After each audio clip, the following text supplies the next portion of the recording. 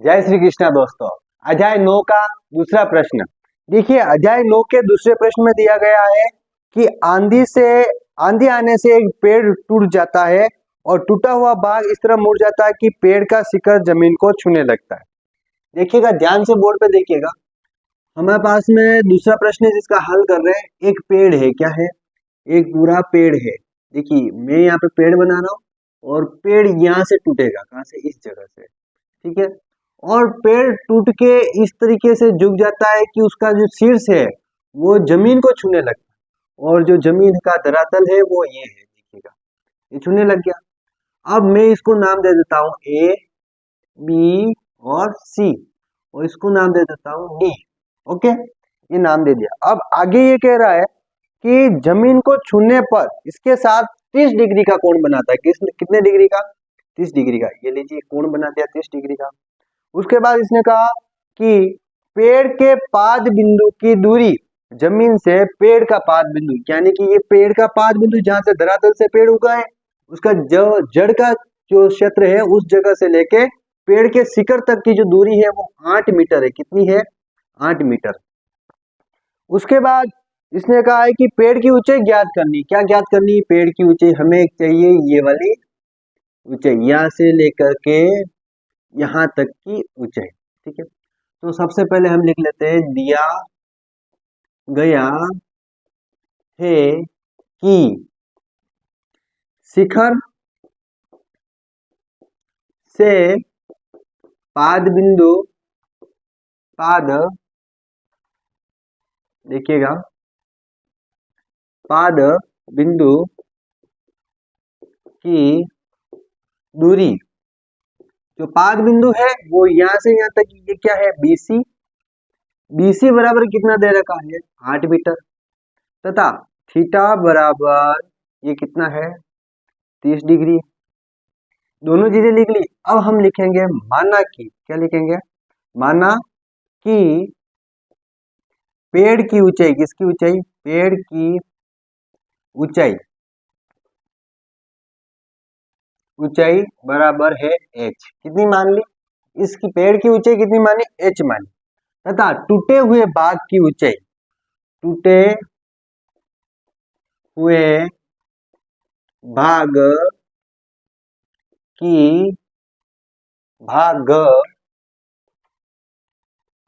देखिएगा, भाग की ऊंचाई, ये मैं मान रहा हूं आपके पास में है। ये जो टूटा हुआ भाग है इसको x लिख रहा हूं और ये पूरी जो ऊंचाई है ये h हो जाएगी। बराबर क्या लिखा मैंने? x। अब देखिए, टूटा हुआ भाग है वो x हो गया, तो AB का मान चाहिए मुझे। किसका मान चाहिए? AB का मान। AB का मान देखिए, पूरी ऊंचाई जो B से D तक है ये है h, ये h। यहाँ से ये AD टूट रहा है, AD टूट के झुक रहा है यहाँ पे, यानी कि AD की वैल्यू कितनी है? यहाँ से यहाँ तक की ये कितनी है? ये x ही है। तो मैं पूरे h में से x को घटा दूंगा तो AB बच जाएगा, h माइनस एक्स। AB बराबर क्या आ गया मेरे पास में? h minus x. नेक्स्ट देखिएगा, आगे हम इस प्रश्न को हल करेंगे। तो मुझे सबसे पहले यहाँ पे AB की लंबाई निकालनी है। AB की निकालने के बाद मुझे AC की लंबाई निकालनी है, यानी x की। सबसे पहले मैं AB की लंबाई निकाल लेता हूँ।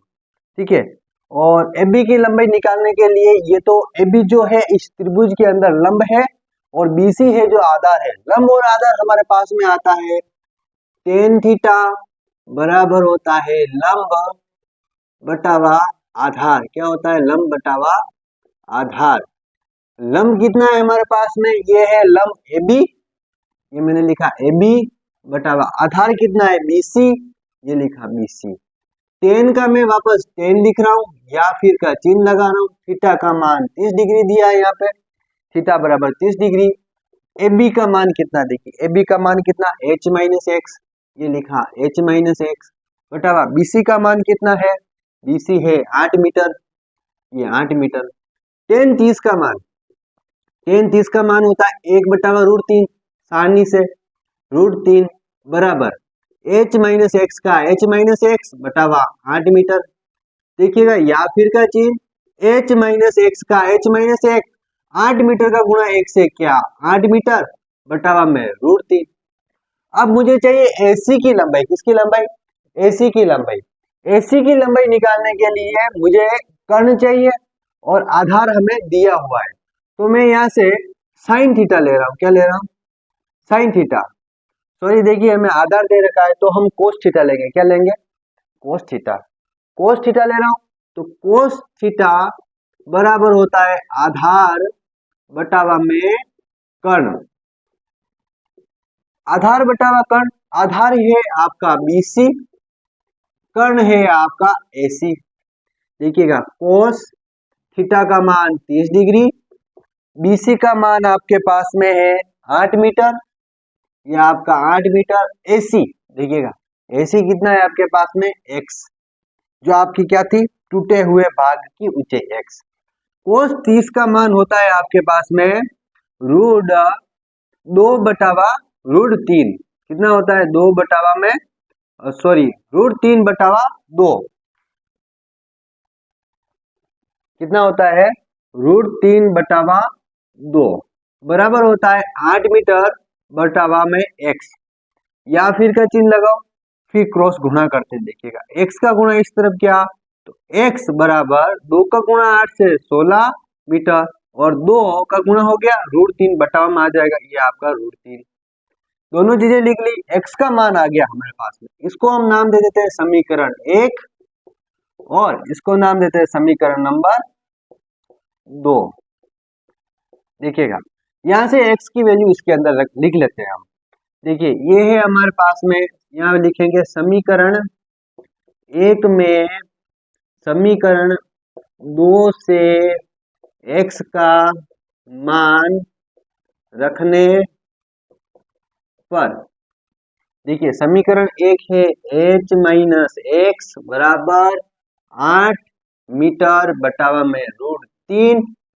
यहाँ पे कर रहा हूं आगे, ध्यान से देखिएगा। h का मान कितना है हमारे पास में, h का मान नहीं पता है, h का h लिखा, माइनस x का मान कितना है, x का मान समीकरण 2 से 16 मीटर बटावा √3, यहाँ आपका 16 मीटर बटावा √3 बराबर कितना दे रखा है आपको, ये देखिए बराबर में 8 मीटर बटावा में √3।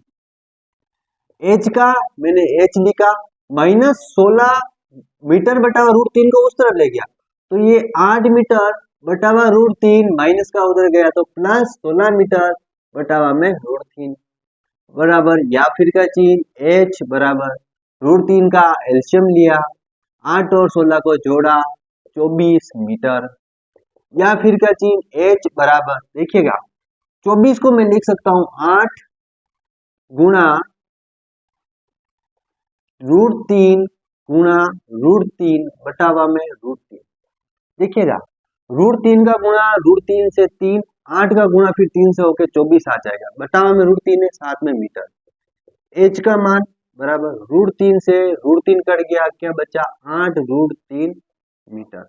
देखिए हमें चाहिए था h का मान, जो पेड़ की ऊंचाई h की वैल्यू आ गई, हम लिखेंगे अतः पेड़ की ऊंचाई h बराबर 8 √3 मीटर। उत्तर देखिए इसका स्क्रीनशॉट ले लीजिए आप, और यहाँ से जो सॉल्यूशन किया है इसको करने का एक तरीका और है, इस गुणा भाग को एक बार और देखना। मैं यहाँ से मिटा रहा हूँ, ठीक है, ये तरीका है एक तरीका एक और है। ये मैंने 24 लिखा, ये √3 लिखा, मैं ऊपर नीचे √3 का गुणा कर रहा हूँ, ठीक है। ये 24 और यह आपका √3 बटा √3 का गुणा √3 से 3 मीटर, 3 के पारे से 24 को काटा 8 बार, √3 साथ में था मीटर। ये इस तरीके से भी हो सकता है। इसी के साथ इसका आप स्क्रीनशॉट लीजिए और नेक्स्ट वीडियो में मिलेंगे अगले प्रश्न के साथ। तब तक के लिए धन्यवाद।